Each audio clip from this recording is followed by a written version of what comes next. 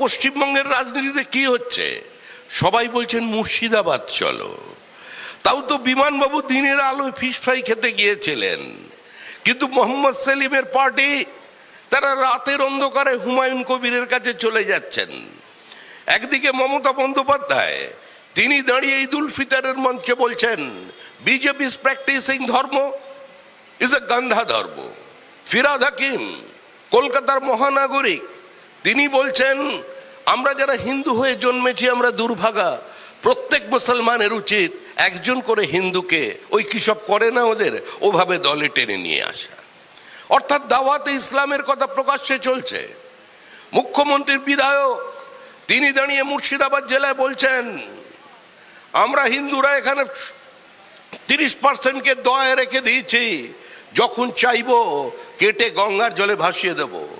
তাকিয়ে দেখুন বাংলাদেশের দিকে, রবীন্দ্রনাথের প্রতিমা আক্রান্ত, রবীন্দ্রনাথের বাড়িকে ধূলিসাৎ করে দেওয়া হয়েছে, সত্যজিৎ রায়ের বাড়ি সেটাও গুঁড়িয়ে দেওয়া হয়েছে, সুনীল গাঙ্গুলির বাড়ি সেটাকে বাজেয়াপ্ত করে ফেলা হয়েছে। ওদিকে রবীন্দ্রনাথের প্রতিমা ভাঙছে, আর মালদায় দাঁড়িয়ে তৃণমূল কংগ্রেসের ছাত্র নেতা রবীন্দ্রনাথের প্রতিকৃতিতে আগুন লাগাচ্ছে। ওদিকে সরস্বতী পুজোতে হামলা চলেছে বাংলাদেশে, আর মুর্শিদাবাদ নদিয়ার বিভিন্ন স্কুলে সরস্বতী পুজোর দিন পোস্টার পড়ছে মূর্তি পুজো বন্ধ করো।